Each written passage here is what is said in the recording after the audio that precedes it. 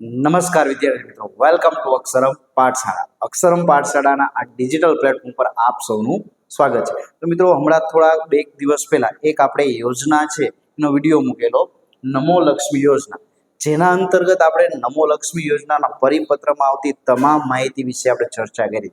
હવે ઘણા બધાના મેસેજ અને કોલ આવી રહ્યા છે કે સાહેબ આ ફોર્મ છે એ ભરવા માટે કેટલા ડોક્યુમેન્ટની જરૂર પડે છે, સાથે સાથે આ ફોર્મ ક્યાં ભરવું અને છેલ્લી તારીખ કઈ છે.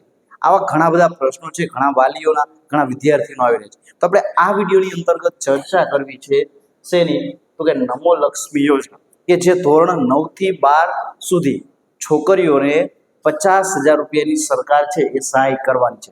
એના અંતર્ગત આપણે ટોટલ 3 વસ્તુની ચર્ચા કરવાની છે. એ 3 વસ્તુ કઈ કઈ છે એની જોઈએ તો પહેલા કયા કયા ડોક્યુમેન્ટ જરૂર છે. બરાબર છે, એ બેઝિક ડોક્યુમેન્ટ છે કે એ તમે આપી દેશો એટલે એ કામ તમારું થઈ જશે.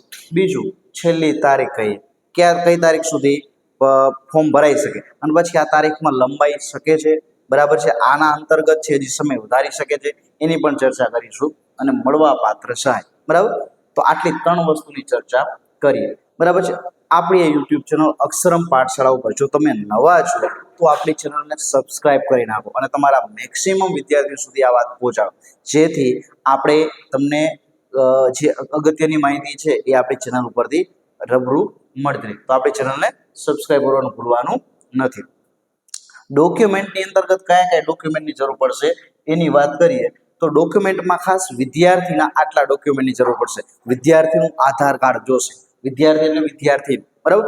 આ છે એ માત્ર છોકરીઓ માટેની યોજના છે. તો શું જરૂર પડશે, તો કે વિદ્યાર્થીનું આધાર કાર્ડની જરૂર પડશે. સાથે સાથે જન્મનો દાખલો, બરાબર છે, જે તમે ગ્રામમાં રહેતા હોય તો ગ્રામ પંચાયતમાંથી કાઢી આપે. બરાબર છે, અથવા તમારો જન્મ જ્યાં થયો હોય એ સ્થળેથી જન્મ તારીખનો દાખલો કાઢી આપે. માની લો તમે કોઈ હોસ્પિટલ, કોઈ શહેરમાં તમારો જન્મ થયો છે તો શહેરમાંથી જન્મ તારીખનો દાખલો કાઢી આપે. પછી છે એલસી. જો આ એલસી છે ને એ તમારે ખાલી એવું યાદ રાખવાનું છે કે જે તમે નવા ધોરણમાં એડમિશન લ્યો છો ને નવી સ્કૂલમાં, તો ત્યાં તમારે એલસી આપવાની જરૂર છે. બાકી એલસીની લિવિંગ સર્ટિફિકેટ ઓલરેડી સ્કૂલમાં હોય જ. માની લો કે તમે 9મા ધોરણમાં હતા, હવે તમે 10મામાં આવ્યું તો તમારે એલસીની જરૂર નથી આપવાની. કેમ કે સ્કૂલ પાસે ઓલરેડી એલસી હશે. હા, પણ તમે ધોરણ 8માં બીજી સ્કૂલમાં ભણતા હોય અને ધોરણ 9માં આવ્યા તો તમારે ફરજિયાત એલસી આપવું પડશે. બરાબર છે, તો આ રીતના તમારે આ 3 ડોક્યુમેન્ટ યાદ રાખવાના. કયા કયા? વિદ્યાર્થીનું આધાર કાર્ડ, જન્મનો દાખલો, લિવિંગ સર્ટિફિકેટ. આ વિદ્યાર્થીની જરૂર પડશે.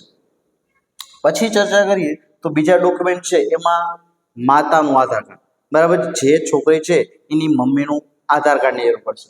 પછી તો માતાની બેંક ખાતાની પાસબુક, એટલે તમારે રૂપિયા, તમે જે અહીંયા બેંકની પાસબુક આપશો ને, જે પાસબુક, એ પાસબુક છે જે બેંકની હશે એ બેંકમાં જ રૂપિયા જમા થશે. બરાબર છે, તો માતાનું બેંક એકાઉન્ટની પાસબુકની ઝેરોક્ષ આપવાની છે. હવે પ્રશ્ન અમુકને એવા થશે કે સાહેબ મારા મમ્મીનું બેંકમાં એકાઉન્ટ નથી, તો એનો શું રસ્તો? બરાબર, આ આખી યોજના છે એ ડીબીટી છે, એટલે ડાયરેક્ટ બેંક ટ્રાન્સફર, એટલે ડાયરેક્ટ તમારા બેંકમાં જ રૂપિયા મળવા પાત્ર છે. તો આના 2 રસ્તા છે. એક રસ્તો એ કે જો મમ્મીનું બેંક એકાઉન્ટ ન હોય તો બેંક એકાઉન્ટ ઓપન કરાવી લો. બરાબર, મમ્મીનું બેંક એકાઉન્ટ ઓપન કરાવી લો, એક રસ્તો આ. અને બીજો રસ્તો એ કે જો મમ્મીનું ન હોય ને તો વિદ્યાર્થીની ખુદનું પણ ચાલશે. વિદ્યાર્થીનું ખુદનું બેંક એકાઉન્ટ હોય ને તો પણ ચાલશે. એટલે છોકરી હોય એનું ખુદનું બેંક એકાઉન્ટ હોય તો પણ એ ચાલશે. એટલે બેંક એકાઉન્ટ ખાસ છે એ તમારે કાર્યરત ચાલુ અવસ્થામાં હોય ને એ જ આપો. બરાબર, એટલે ખાસ એ ધ્યાન રાખજો. પછી છે આવકનો દાખલો. બરાબર છે, પછી છે આવકનો દાખલો. એટલે આવકનો દાખલો છે એ તમારે ગ્રામ લેવલે કે તાલુકા લેવલે જ્યાંથી નીકળતો એથી કાઢવાનો થશે.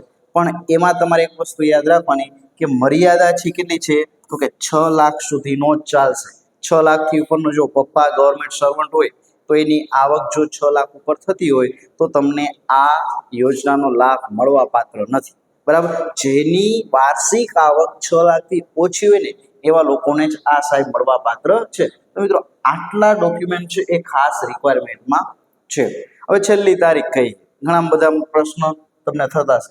તો આ યોજનાની છેલ્લી તારીખ 31/5/2024 હાલ જાહેર કરેલી છે. બરાબર, અને આ ફોર્મ અત્યારે કોના ભરાય છે? તો કે અત્યારે માત્ર ધોરણ 10માં જે હાલ ધોરણ 10માં અભ્યાસ કરવા આવ્યા છે ને, બરાબર, 9મું પાસ કરી અને જે ધોરણ 10માં આવ્યા છે એવા લોકો માટે જ હાલ ફોર્મ ભરાય છે. હાલ ધોરણ 9, 11ના 9માના ફોર્મ ભરાતા નથી, 11માં નહીં નથી ભરાતા. 10 અને 12, ધોરણ 10 અને ધોરણ 12 આ બે વિદ્યાર્થીઓના ફોર્મ ભરાય.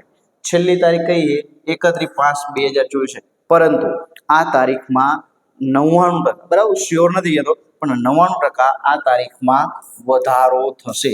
આ તારીખ છે ને એમાં વધારો થશે. આ તારીખ છે એ લંબાવવામાં આવશે. આ તારીખ છે ને એ લંબાવવામાં આવી શકે, બરાબર.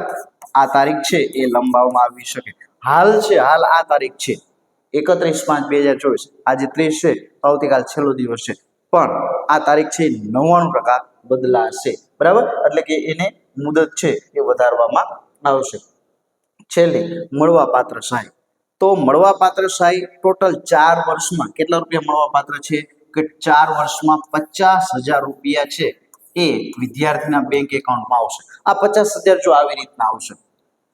એક આવશે ધોરણ 9માં આવશે. ધોરણ 9 છે ને એના અંતર્ગત 5,000 રૂપિયા આવશે. ધોરણ 9માં 5,000 કઈ રીતના? તો કે દર મહિને 500 રૂપિયા, દર મહિને 500, તો આ 10 મહિના આવશે એટલે 9માં 5,000 આવશે. પછી ધોરણ 10 છે ને, તો આ ધોરણ 10માં બીજા 5,000 આવશે. દર મહિને 500 લેખે 5,000, એટલે 5 ને 5 કેટલા થયા? 10,000 થયા. હવે જો તમે ધોરણ 10 પાસ કરો છો, ધોરણ 10 પાસ કરો ને એના પછી તમારા બેંક એકાઉન્ટમાં ડાયરેક્ટ 10,000 રૂપિયા આવશે, બરાબર. જો તમે ધોરણ 10માં પાસ કરો છો તો જ. તો અહીંયા ધોરણ 9 અને 10 થી ટોટલ 20,000 રૂપિયા મળશે. ધોરણ 9 અને 10 આ બંને વર્ષથી ભેગા થઈ અને 20,000 રૂપિયા સહાય મળશે. ધોરણ 11 અને 12, ધોરણ 11 છે ને એમાં મળશે 7,500, બરાબર છે. એક વર્ષના 7,500, તો દર મહિને 750 એ રીતના 10 મહિના મળશે. અને એવી ને એવી રીતના મળશે ધોરણ 12માં. તો ધોરણ 12માં કેટલા મળશે? 7500, એટલે કે 7,500. અને હવે જો તમે ધોરણ 12 પાસ કરો છો, ધોરણ 12 પાસ કરો તો તમારા એકાઉન્ટમાં બીજા 15,000 આવશે, બરાબર. પાસ કરી લીધા બાદ રિઝલ્ટ આવી ગયા પછી તો અહીંયા તમને ધોરણ 11 અને 12 થી તમને મળવાપાત્ર સહાય છે 30,000. આ 20,000 અને 30,000 આ બંને કમ્બાઈન થઈ અને ટોટલ કેટલા મળશે? તો કે ટોટલ તમને 50,000 રૂપિયાની સહાય છે એ મળવાપાત્ર છે. આના અંતર્ગત તમારે મિત્રો એક વસ્તુ યાદ રાખવાની છે. એ કઈ છે? તો કે તમારે ખાસ જોવાનું છે કે જો વિદ્યાર્થીઓની એટેન્ડન્સ 80%થી ઓછી હશે, બરાબર છે, ગેરહાજર વધુ રહેતા હોય, 80%થી જો ઓછી એટેન્ડન્સ હશે તો આ સહાય મળવા પાત્ર નથી. તમે ધોરણ 10માં નપાસ થયા તો અહીંયાથી તમને સ્કોલરશિપ મળવા પાત્ર નથી, બરાબર છે. એટલે તમારે પાસ પણ થવું જરૂરી છે અને અભ્યાસ પણ કરવો જરૂરી છે. એવું નથી કે સ્કૂલમાં ભણવા ન જાય અને સ્કોલરશિપ આયા રાખે, બરાબર છે. તો એવી રીતના સહાય મળવા પાત્ર નથી. તો મિત્રો આશા રાખું છું કે તમને અહીંયા જેટલી પણ માહિતી છે એ મારા દ્વારા આપવામાં આવી છે એ માહિતીનો તમને ખ્યાલ આવ્યો હશે. તો આ માહિતીને તમારા બેનપણી, તમારા રિલેટિવ ને મેક્સિમમ લોકો સુધી શેર કરો, જેથી એને પણ આ માહિતી મળે અને આ યોજનાનો લાભ મેળવી અને તેઓ પણ 50,000 રૂપિયાની સહાય તેમના એકાઉન્ટમાં લઈ શકે. ધન્યવાદ. જય હિન્દ, જય ભારત.